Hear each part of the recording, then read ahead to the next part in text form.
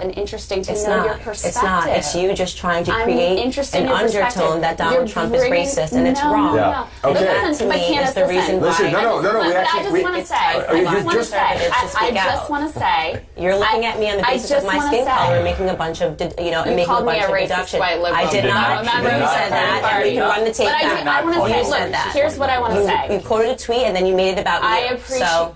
You were not added, but you were not added in that tweet. So do not say that I called you that, because that's dishonest. And we are on, on TV. So you can run. Racist. Okay, so I did not call you a racist. You're using the typical leftist tactic of trying to make yourself a victim, which is not what I hold on. No, but we're actually well beyond time. Well, she's making herself a victim and pretending that I came here and called her racist. So this is a typical leftist tactic. That we not demonize our opponents. And I think it's important that you not demonize my president. What's up, YouTube? Hope you guys are feeling good. Today, guys, we're back on a new video. Today, we're going to be checking out Charlie, Kirk, and Candace Owens dominates and crushes Krystal Bell from Hill TV. Okay, that's going to be really amazing. I would love to check the video out with you guys. According to Charlie Kick, if you love kicking us, let's get right to this video, guys. Attempted bomb attacks come in the final stretch of what has been a highly contentious election season, nearly 2 years after the 2016 election. Both parties continue fighting about race and about gender. We've also seen allegations of voter suppression targeting African-American voters. In the last few weeks, groups like Antifa and Proud Boys were accused of wreaking havoc. And we still have a couple weeks until Election Day. Joining us to talk about the intense state of politics right now, we have Charlie Kirk, founder and president of Turning Point USA, and Candace Owens, Turning Point's communications director. They're in Washington to meet with the president. Welcome to you two. Can I just first ask, what is this event, and what are we going to be seeing the next couple days here in D.C.? You know, we had received so much interest over a period of time in this sort of youth black conservative movement, and it felt like we really wanted to harness the power and the opportunity and invite everyone to D.C., first and foremost, to bring them to conservative ideas. A major hurdle that the black community faces is not having the resources to get to different ideas and sort of being locked inside of a bubble. And having them listen to speakers that they perhaps haven't heard before, Dr. Ben Carson, Larry Elder, people who are routinely mocked in our community. So this is the first ever opportunity to do that in D.C., and we're really excited that it's happening this weekend. Charlie, what are you hoping that the president gets out of these interactions? Well, I first want to take a step back and just give Candace Owens credit for changing the national conversation around these issues from a conservative kind of perspective over the last year. When I first met Candace, one of the first things she said is, she said, Charlie, I think we can have a young black leadership summit that can be a lot bigger than any of the pundits or the consultants would ever dream. And I mean, tomorrow, 400 plus young black leaders from across the country. That's an accomplishment that, especially of a conservative, tilt, if you will. And the number could have been much higher. And that's right. And so the number could have been higher, and it was the last minute influx of interest. And we had probably 5x that in applicants and in inquiries. But what Candace Owens and our urban engagement director, Brandon Tatum, have done at Turning Point USA to really garner more interest amongst the black community for conservative values, I think it's worth having the conversation, and it's something that,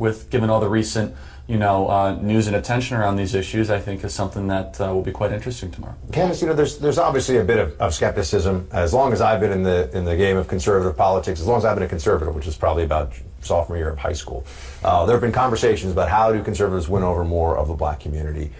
There have been some prominent leaders. You mentioned Dr. Ben Carson, others who have come forward and have tried to get this conversation going. What are you seeing that's different now, really? Like, why is it? I mean, to Charlie's point, he's saying that you've changed the conversation. How and why is the conversation different? It's funny that you say that, because I was able to meet with Dr. Ben Carson early on this year, and we spoke about that. Like, what are the differences? Why are people paying a little more attention now? And I think that, and to his credit, in the past, the conversation was almost so intellectual that it was hard for people to digest and process and to understand. And because the left had won the culture war, it was easy for them to mock them, to see a skit where perhaps Dr. Ben Carson or Dr. Condoleezza Rice are being mocked.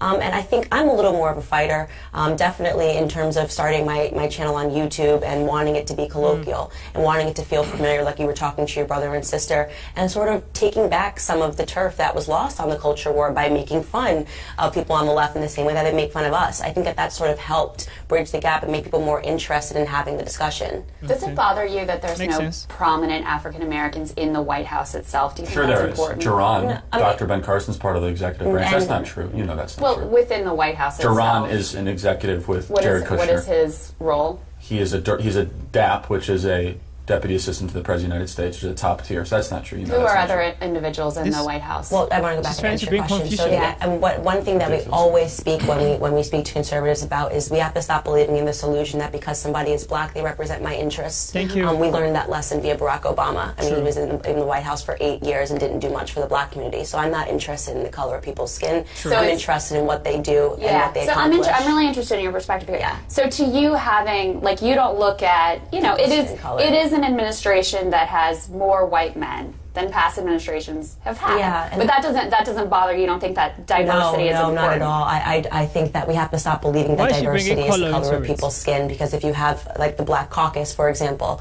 which didn't stand up and applaud when Trump announced that we had the lowest ever unemployment in the black community, that's concerning to me. So a big part of the conversation that we open is in making people understand that's an illusion that the left has sold, that somehow because somebody matches my skin color, because somebody matches my gender, they have my best interests at heart, and that is completely fallacious. I have to ask about Kanye. You two have been seen, photographed with, spend time with Kanye.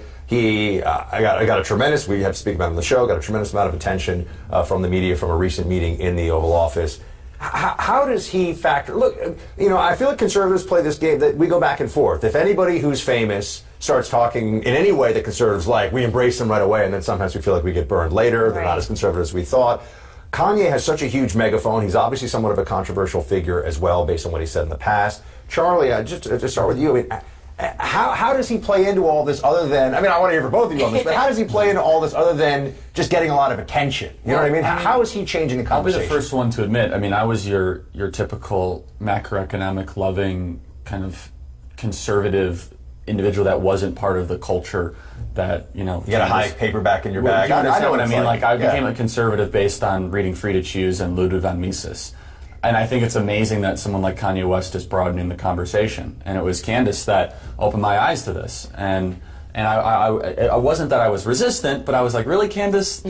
Like, wait, what do you mean that we can? She said, no, you don't understand. From one of the first times I met Candace said, Charlie, Kanye West can change the national conversation on these issues, and I think that he's more of a Trump supporter than people That's give true. credit. In fact, Candace is on record with our friend Dave Rubin saying this back in September of 2017, kind of predicting the Kanye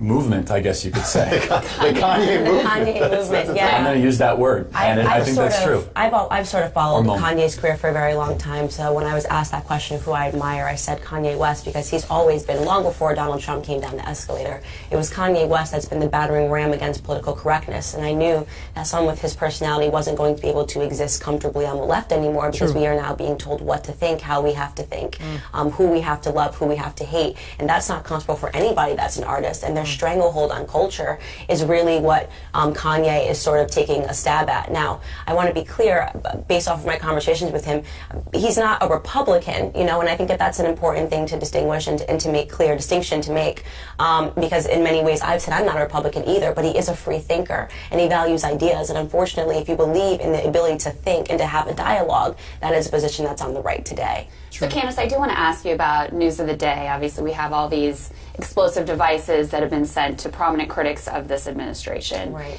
And in a tweet, you originally said you thought there was zero chance conservatives sent bombs. I think you took that tweet down. Yeah. But you later added, it isn't conservatives that are chasing people down in offices and restaurants. It isn't conservatives that have weaponized sexual assault as a means to political gain. I stand by my opinion that when it comes to political violence, the left is the likely culprit. That's correct. So we've seen that. I So mean, you think that it was look, the left or Democrats who sent well, these I think, fight bombs? look, I think we're all entitled to have an opinion. We don't have any facts surrounding this, and Twitter is a venue where you're allowed to express your opinions and beliefs. And But just to be certainly, clear, so that's not based on any facts. That's just of course, your it couldn't belief. possibly be based on facts. We don't have any evidence other than the fact that they're investigating it. But I'll come to Candace's. I do want to finish this by just saying that it is my belief, when you take a look at the conversation, the things that have gone on and the increasing violence that's gone on, it has purely been a leftist tactic to stall things, delay the administration, and to fearmonger. So as a matter of opinion, I do believe that when we get to the resolution, the bottom of this, and we do have facts, we're going to say that this is orchestrated by the left, but by no means is that opinion rooted in any proof, because we don't have anything yet to go off of. I could certainly point to Charlottesville. I could point to other acts that happen. I could point to Dylan Roof. I mean, there's certainly acts of violence that have come from that. But do you see how far back you have to go to do that? Charlottesville? That's literally starting at the beginning of his administration. Look at all of the things that have gone on. I don't want to have this debate, because ugliness can come from both sides. No, I'm just saying that you brought it up. But I do want to ask you, though. Just answering the question. I mean, you've got a big platform. I do. Right? And you have a powerful voice. Thank you. And kudos to you for creating that. Thank you. How do you view the responsibility that comes with that? I view the responsibility of just being a person that maintains my ability to have an opinion, that I express an opinion, and no means that I say that I have just found the facts and this is related. Yeah. And I always reserve the right. You said there's 0% chance. Yeah. I said I'm going to go out and say that there is a 0% chance that this was sent by conservatives. I find all the things that are going on, the caravan of illegals, the packages that are being sent, Brett Kavanaugh's confirmation. And just to clarify, you think the caravan too was organized by Democrats? I find it to be incredibly suspicious timing, so that they are meant to get to the border on the day of the election. Again, this is not rooted in fact, but you do have to understand I am very much entitled to my opinion, and Twitter is my platform. Candace, I have one more. Just one more here, because I wanted to get to know you before you came on. Yeah. And I'm really interested in your perspective, because sure. I think you're a fascinating person. Thank you. There was another tweet that said the Democratic Party is comprised of racist white liberals. That is correct. Am I a racist white liberal? Well, let's go back. And let's say, I will say this, that many people in the party are not aware of their own racism. Let's go back to an early part of this conversation where you said to me, are you concerned about the color in the White House? Yeah, why would you ask me that question? Because you speak about black issues. No, but why would you ask me? Well, let's get to really the nucleus of this. Why did you ask me that question today? Because why did you feel that I needed to be concerned about that? Because you're bringing a whole group of young African American leaders to the White House. Okay, so this is something that I talk about often, is that in many ways white liberals don't realize that you put on that the racism and the conversations that we have. So you're saying I'm a racist. You haven't let me finish my statement. You keep cutting me off. Go ahead. Okay, the emphasis that you place is always on having a discussion about race. Okay, you guys are insistent on having a conversation about race and telling us that we should see, and implying that we should see race everywhere, and I don't agree with that. Yeah. If you don't look at me according to the color of my skin, you would simply ask me how I thought that Trump was doing as a president. But instead, you try to drum up a conversation that's surrounded by race by asking me, are there enough black people in the White House? You're bringing a whole group of young black leaders to the White House. Color, I don't. That's something that's important to you. But why are you talking about? But then why make it that you're going to bring young black leaders to the White House? I mean, this is sort of absurd. Because the media, this is absurd. You're bringing this group to the White House. It's not absurd. I'm making perfect sense. I just want to be clear. Yeah, I'm trying to be extremely clear with you. I know. Bringing the black conservatives to the White House. But you view me as a racist white I think liberal. that you're not. First off, you put those words in my mouth, and you keep saying it. So I'm not. Tweeted it. I said that the Democrat Party is comprised of racist white liberals.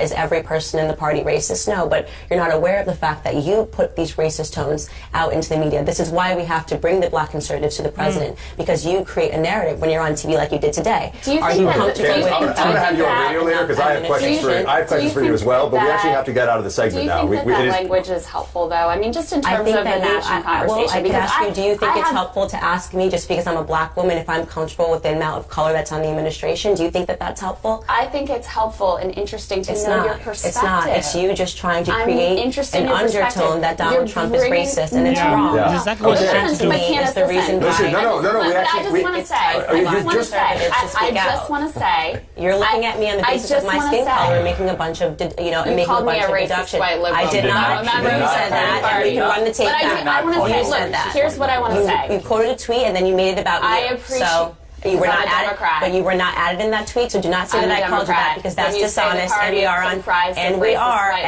TV. So you can run. Racist. Okay, so I did not call you a racist. You're using the typical leftist tactic of trying to make yourself a victim, which is not what I will accept. No, but we're actually well beyond time. Well, she's making herself a victim and pretending that I came here and called her a racist. So this is a typical leftist tactic. That we not demonize our opponents. And I think it's important that you not demonize my president.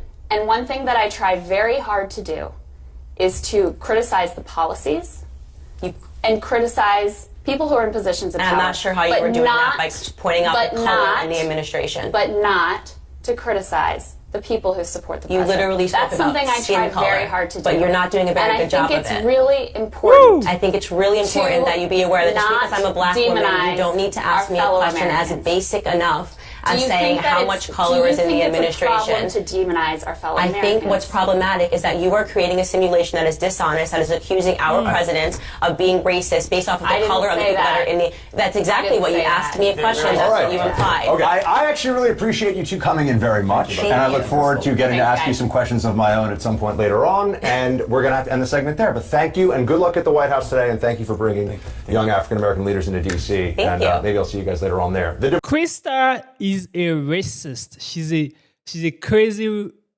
host. She's a crazy woman. Because number one, she was the person who brought that color. No other person here talked about color of people who are in the White House. She was the same particular person who talked about color. She left people, like left wings, they are always doing this thing. They always play the victim role. Whereas they're the one who are the main racists and the one who brings trouble out of it. Because no other person in this place talked about color or skin. No other person talked about skin color. No other person. She just brought it out like, majority of the people who are in the White House are white. Does that bother you? Why in the world would you say that to Candace Owens? Like, does that make sense? Even Charlie was pissed. At first, when she made that statement, Charlie was like, that's not true. Majority of people there are not all white.